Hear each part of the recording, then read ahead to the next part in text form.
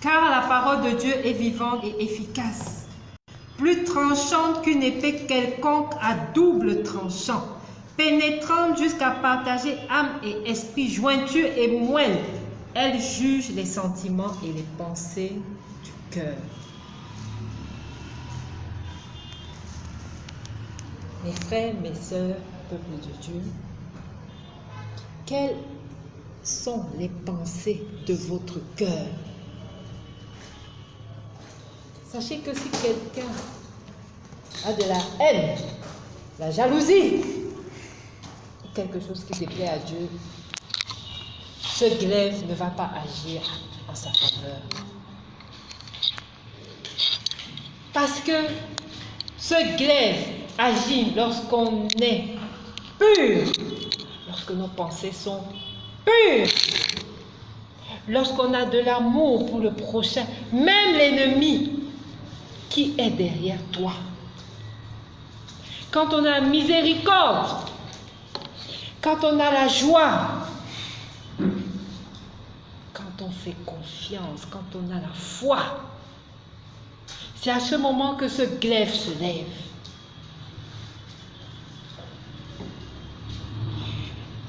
Elle peut, cette parole, t'apporter ta bénédiction ou la destruction. Je suis en train de vous donner une autre face de Dieu ce soir. Parce que Dieu est aussi un Dieu de vengeance. Mais la vengeance divine, il venge quand il veut. Il venge quand il dit c'en est de trop. Son enfant,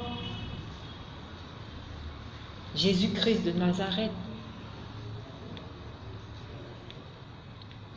est venu sur la terre. On l'a humilié. On n'a pas cru en lui. On l'a flagellé. On l'a battu. On l'a crucifié. Et quand Jésus a expiré, que s'est-il passé?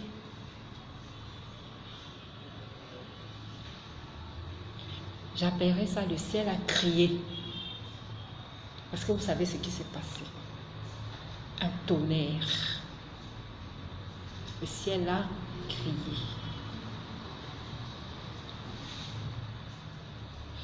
Le temple a été détruit.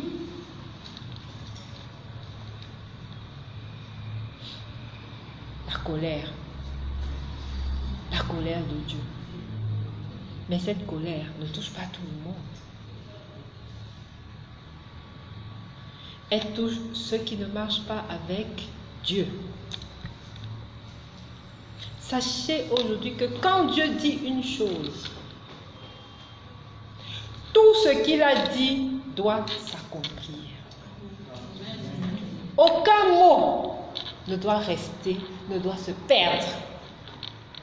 Je dis mot, vous avez bien entendu. Allons dans 2 Rois 10, verset 10.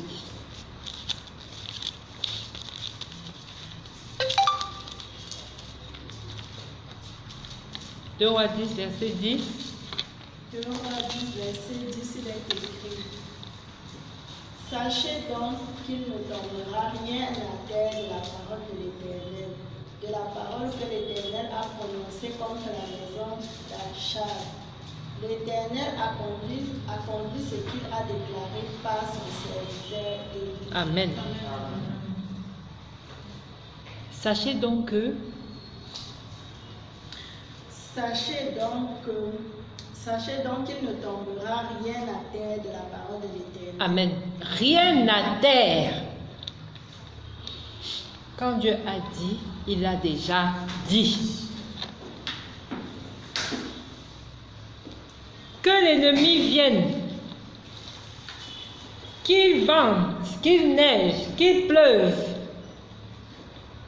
que la maladie vienne, Peu importe ce qui vient, quand Dieu a dit, ça doit seulement s'accomplir.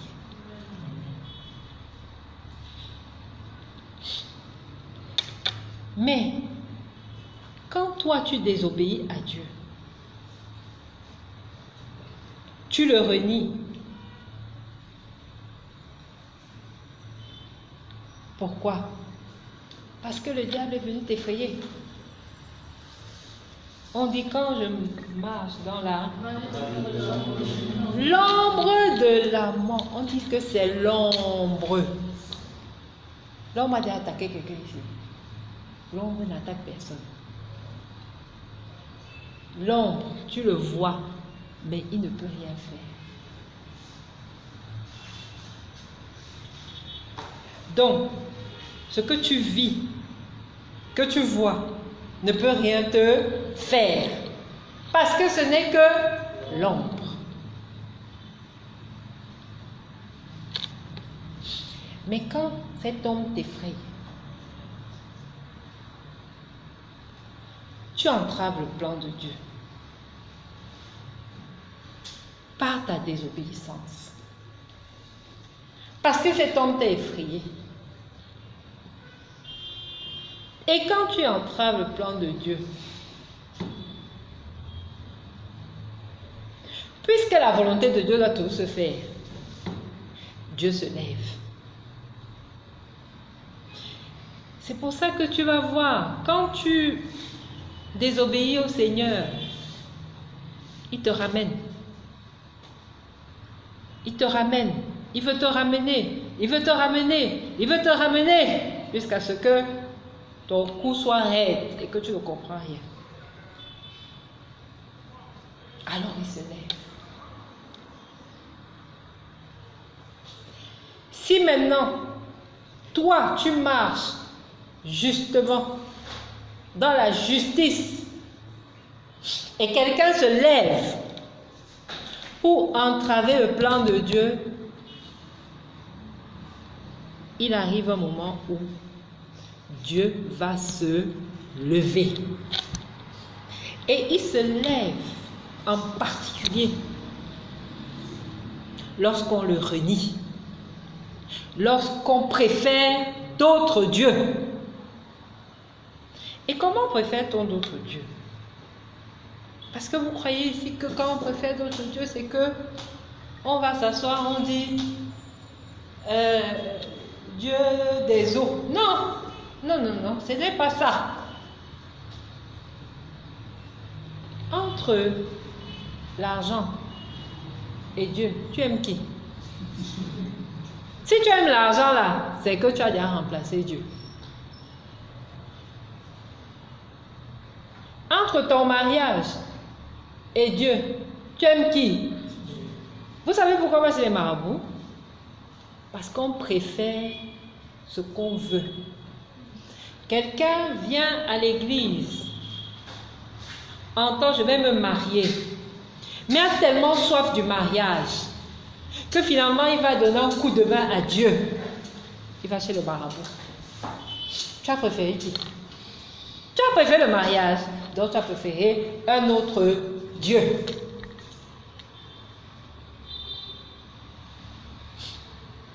Ne croyez pas que c'est seulement quand on prie les dieux de dehors. C'est ce que tu aimes plus que Dieu, qui est ton Dieu.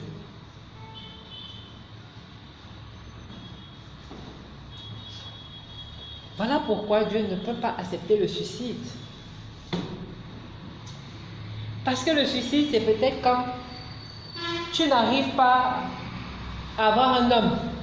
Alors tu dis, je ne peux plus vivre parce que ils ne peuvent pas accepter. Ils ne peuvent pas aller au royaume de Dieu.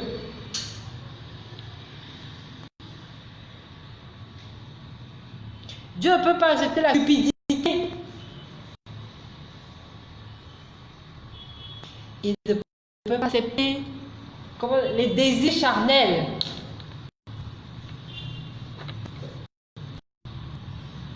Parce qu'on fait de ces choses des dieux. Alors, quand ceci arrive, son épée se lève. vivons dans un monde où on ne peut même plus saluer le voisin. On est obligé de mettre les masques. La distanciation sociale. On ne peut plus vivre normalement. Pourquoi? Parce que l'épée de Dieu s'est levée. À cause de quoi? On doit déjà bénir à l'église l'homosexualité. Bientôt, on allait passer à la zoophilie ou à la pédophilie. Pourquoi que Dieu allait laisser ça? Il a dit ok, comme vous aimez vous toucher là, ne vous touchez donc plus. Je vous sépare. Je vous sépare. Et c'est ce qui se passe. Tu es ici, tu viens à la prière, tu rentres chez toi, tu ne peux même pas embrasser ton enfant. De peur de contaminer ton enfant ou le contraire. On a déjà peur les uns pour les autres. Mais les enfants de Dieu ne peuvent pas subir l'épée de Dieu.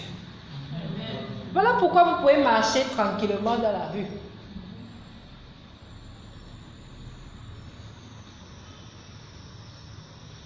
Je ne vous ai pas dit d'aller toucher les gens. Parce que ces gens-là ne sont pas forcément comme vous, ils n'ont pas le même statut d'enfants de Dieu comme vous. Donc ils peuvent vous contaminer. Ils peuvent vous contaminer. Mais dans ta maison, si tu sais que ton mari est enfant de Dieu, ton enfant, mais touchez-vous. Où est le problème?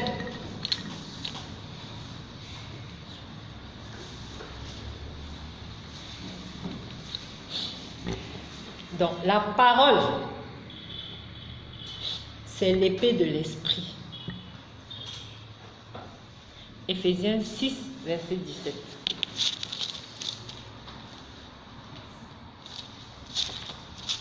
Éphésiens 6, verset 17, il est écrit: Prenez aussi le casque du salut et l'épée de l'esprit qui est la parole de Dieu. Amen. La parole, c'est l'épée de l'esprit. L'esprit œuvre toujours selon la volonté de Dieu. Là-bas, il va dire, va bénir. Là-bas, il va dire, va les faire tomber.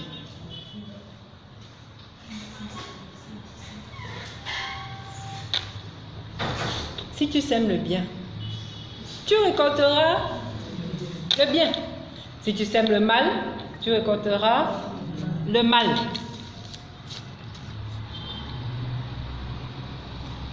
Le peuple d'Israël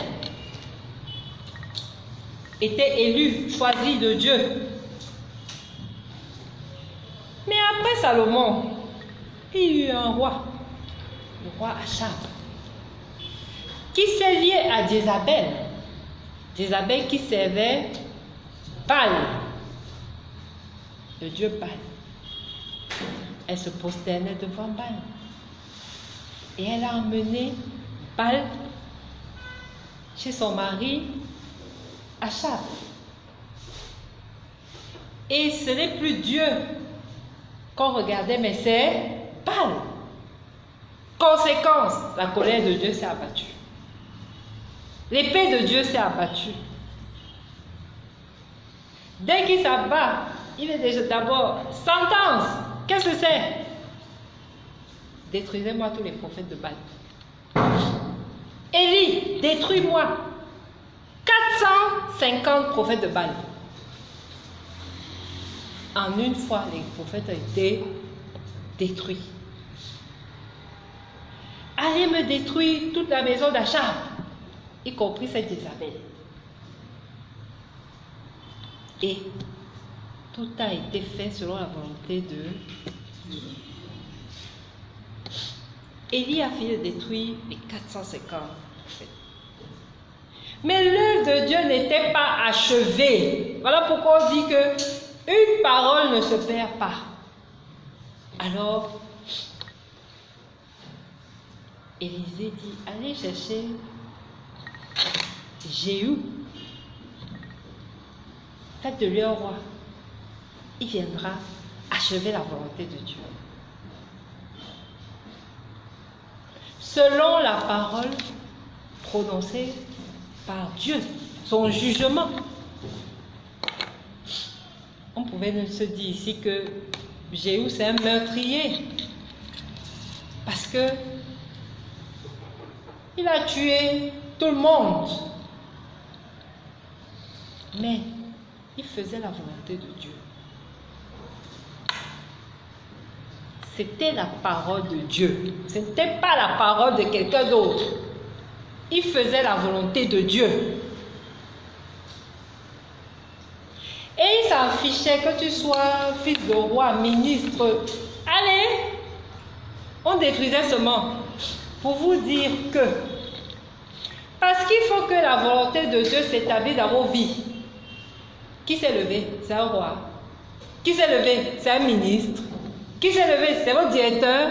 Qui s'est levé? Il va seulement, l'épée va seulement s'abattre sur lui pour que la volonté de Dieu se fasse. Il ne va pas chercher quel poste est-ce que tu es. Non, non, non, non, non. Ma parole, d'abord ma parole, d'abord ma volonté. Et il ne va pas demander ton avis. Parce que ce Jéhu qui faisait le travail ne faisait pas pour lui, mais faisait pour le peuple. Le peuple regardait, non? Et le travail se faisait. Gardez silence. Je comprends pour vous. Pourquoi donc veux-tu utiliser toutes tes forces? Laisse tes forces de côté. Regarde à Dieu. Et il va le faire pour toi. Tu seras ici à la pété. Allô? C'est Chantal. Bon, on est venu déposer 1 million à la maison. Tu as dit, hey, ça sort d'où? Ne cherche même pas, ça va prendre les 1 million là. Ton problème que tu allais à la justice, tu as tourné, on va se battre t'appeler pour te dire c'est réglé. Tu ne sauras même pas comment c'est réglé.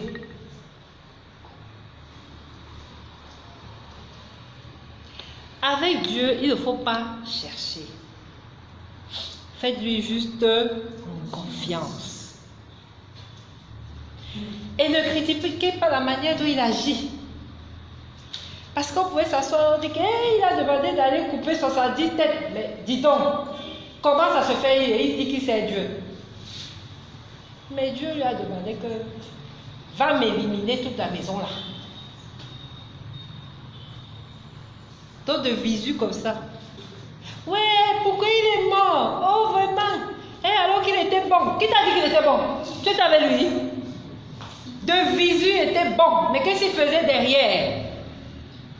Pourquoi tu juges? Après, oh, vraiment Dieu, il est injuste. Il tue les justes. Qui t'a dit qu'il était juste? Qui t'a dit? Pourquoi est-ce que un avion va tomber, mais 20 ne vont pas tomber? Il y a bien raison, mais Dieu seul connaît. La vérité des âges. J'ai vu la prophétesse allumer la bougie, vraiment. On m'a dit que c'est dans la secte qu'on allume la bougie. Qui t'a dit? Si Dieu me dit allume la bougie, j'allume. J'allume. Pourquoi pas?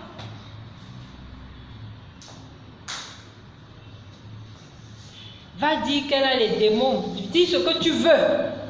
Moi, je fais la volonté de Dieu. C'est ton problème là-bas. Si tu ne veux pas que Dieu te sauve, beaucoup veulent que Dieu les sauve. Mais par contre, quand on va aller te donner les choses d'une puanteur chez le marabout, non, tu vas te laver. Oh, vraiment, c'est bien. Hein? Oh, vraiment, c'est vraiment bien. Ça sent vraiment mauvais, ça chasse les démons. Qui t'a dit? On va te dire qu'à minuit, tu dois te laver. Minute pile, tu es debout, comme un automate, ta tête est lavée. Prends le seau lavage et au carrefour. Tu te trouves comme une folle au carrefour en train de jeter l'eau. Maman te dit, prends l'eau bénie, va te laver. Ah, maman, est-ce qu'on se lave avec l'eau bénie? Est-ce que vous voyez un peu? On ne juge pas.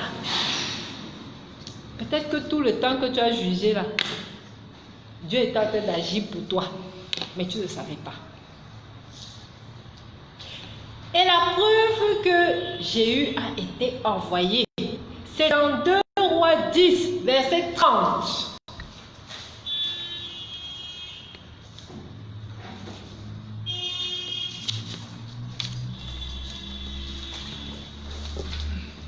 Alléluia. Amen. L'Éternel dit à Dieu, parce que tu as bien exécuté ce qui était droit à mes yeux, que tu as fait à la maison d'Achab tout ce qui était conforme à tes fils jusqu'à la 4e génération seront assis sur le trône d'Israël. Amen. Écoutez un peu ce qui était droit à l'Éternel. Je suis toujours à 2 Rois 10. Maintenant, quand cette lettre vous sera parvenue, puisque vous avez avec vous les fils de votre maître, avec vous les chars et les chevaux, les villes fortes et les armes, voyez lequel des fils de votre maître est le meilleur et convient le mieux. Mettez-le sur le trône de son père et combattez pour la maison de votre maître. Ils eurent une très grande peur et ils dirent, voici 2 rois n'ont pas pu résister, comment résisterons-nous? Et le chef de la maison, le chef de la ville, les anciens et le gouverneur des enfants envoyèrent dire à Jéhu, nous sommes tes serviteurs et nous ferons tout ce que tu nous diras. Nous n'établirons personne roi, fais ce qui te semble bon.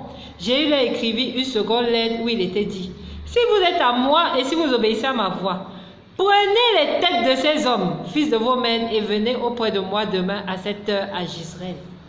Prenez les têtes. On ne parle pas des têtes des animaux. Les têtes des hommes. Voici ce qui est droit à l'Éternel. Quelqu'un allait dire que, mais dis donc, qu'est-ce que c'est que ça? La Bible dit, tu ne tueras point. Mais c'est Dieu qui savait pourquoi il le faisait. Il ne fait rien dans l'injustice. Il n'y a rien d'injuste. Dieu n'est pas injuste. Arrête de pleurer tes morts là et de dire que ouais, vraiment, Dieu m'a puni. Non, non, non, il ne t'a pas puni. C'est la justice. Je vous dis que je vous donne une autre face de Dieu, qui est la vraie.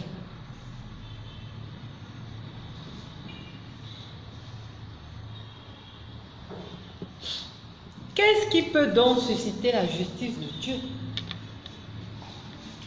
Comment la justice de Dieu sera en ta faveur?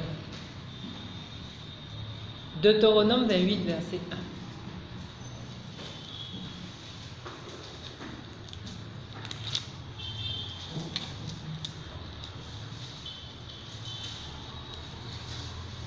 Deutéronome 28, verset 1, Dieu dans l'Éternel. Amen. Si tu obéis à la parole de l'Éternel, ton Dieu, en observant et en mettant en pratique tous ces commandements que je te prescris aujourd'hui, l'Éternel, ton Dieu, te donnera la supériorité sur toutes les nations de la terre. Amen. Amen. Tu obéis, n'est-ce pas? Il te donnerait quoi? La supériorité. Quand ils ont reçu la lettre, ils ont dit, hey, mais que peut-on faire?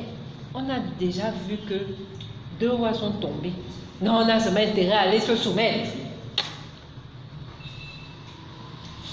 Parce que Dieu te donne la supériorité.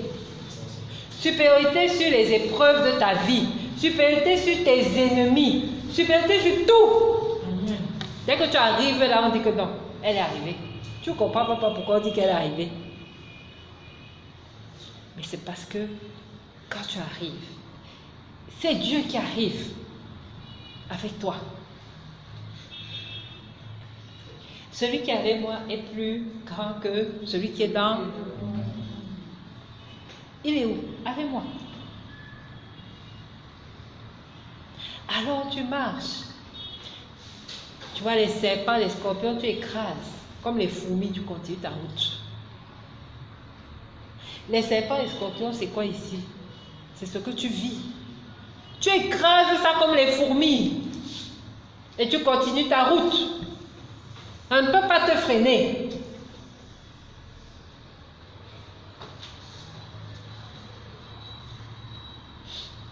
Alors, sois obéissant.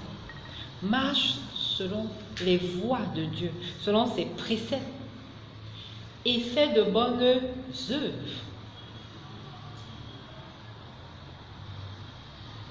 Si tu veux voir la justice de Dieu. Parce qu'on peut être là, nous tous ici, je vais appeler la justice à tout à l'heure. Mais est-ce que tu es concerné? Si tu n'es pas concerné, je te donne le remède. Parce qu'avec Dieu, il y a tout le remède. L'épée de Dieu concerne tout le monde. C'est ça que je dis merci à la sœur Adèle qui vous a instruit sur les faux prophètes et même sur les vrais. Exode 4, verset 24.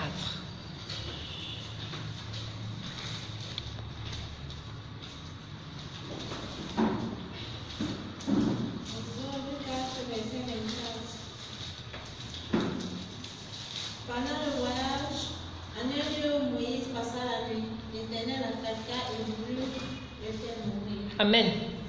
Qui était Moïse? Un prophète, le bien-aimé de l'Éternel. Mais comment l'Éternel a fait encore? Ah, moi vraiment je prie là-bas. La prophétesse là, ne peut rien faire de mauvais. Qui t'a dit? Voici ça, Moïse. Voici ça.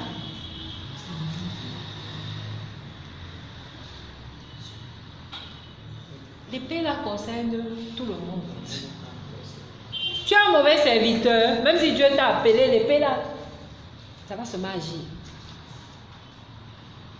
Tu es un bon serviteur, Dieu t'a appelé, ça va aussi agir, mais en bien. Voilà pourquoi la sœur Adèle disait que regardez un peu, quand même, avec qui vous êtes. Vous arrivez, le serviteur vous donne des paroles de bénédiction, des paroles de ceci, des paroles de cela. Quand vous arrivez le lendemain, les gens sont tristes, les gens n'ont pas mangé, les gens ont les chaussures trouvées. Ça, c'est quelle œuvre? On va les reconnaître par leurs œuvres. Ça, c'est quelle œuvre? Ce n'est pas une œuvre, ça.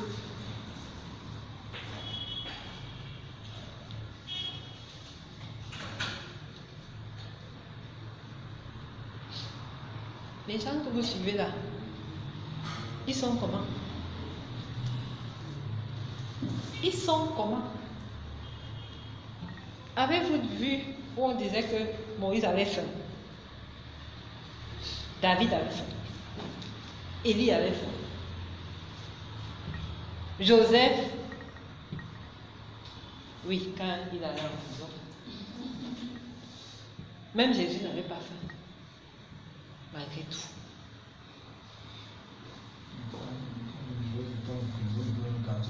Et encore, Joseph était dans le quartier des poches. Il servait Potiphar, il dirigeait les esclaves. Il était en prison, il dirigeait les prisonniers. Et David avait donc faim. Les œuvres. Quelles sont les œuvres de ces gens-là?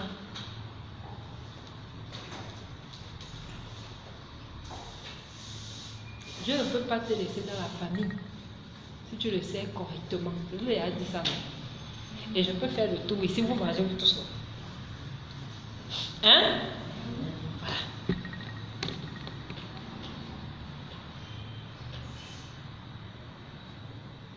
Quelles sont tes œuvres? Est-ce que tu es toujours là à critiquer, à rechigner, à murmurer, à insulter? Alors, ta vie pour toi, tu n'es pas dans la grâce. Et tu ne peux pas avoir le bien. Mais est-ce que tu fais ce que le Seigneur te demande? Sachez que Deutéronome 28, c'est toutes les bénédictions des enfants qui suivent le Seigneur. Allez lire ça. Il y a aussi les malédictions dedans. Si tu obéis, alors tac. Si tu n'obéis pas, alors vous comprenez qu'il y a deux volets. Et tout dépend de vous. Tout dépend de nous. Tu veux la bénédiction, fais ce que Dieu te demande. Si c'est la malédiction que tu cherches, t'as pris pour toi. D'autres seront bénis. Je vous ai donc dit que si tu es mal vu, désagréable aux yeux de Dieu, le remède c'est la repentance. Apocalypse 2, verset 16.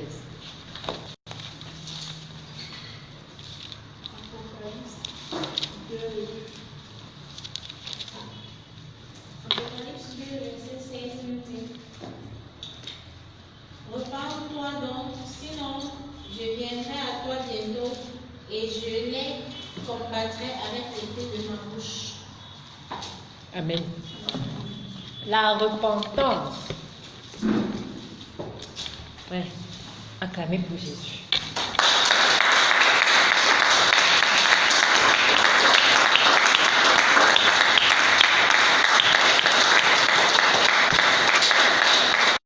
Amen.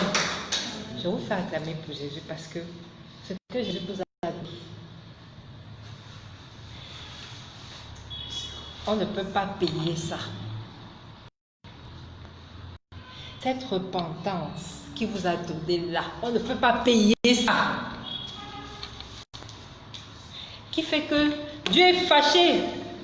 Mais à 2 minutes, il commence à rire avec toi. Aïe, aïe, aïe. C'est Jésus.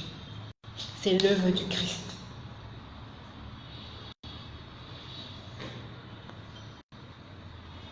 Moi, quand je pense souvent, ça peut même seulement pleurer. Parce que c'est tellement d'amour. Et quand je vois encore la personne qui nous a donné ça, je dis, oh là là. Quand je regarde ça, je dis que non. Même le sorcier, ma famille, je ne dois pas dire, non, non, non, je l'aime. Parce que c'est normal. Avec tout ce que l'homme a fait au Fils de Dieu, mais encore, il ne nous a pas refusé son amour.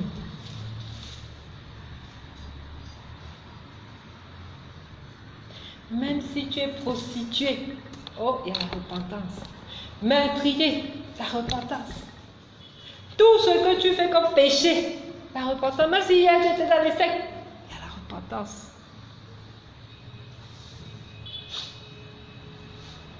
Mais Dieu sonde les cœurs et les reins. Donc il sait si tu es honnête. Il n'y a même pas question que la prophétesse dit on se repent.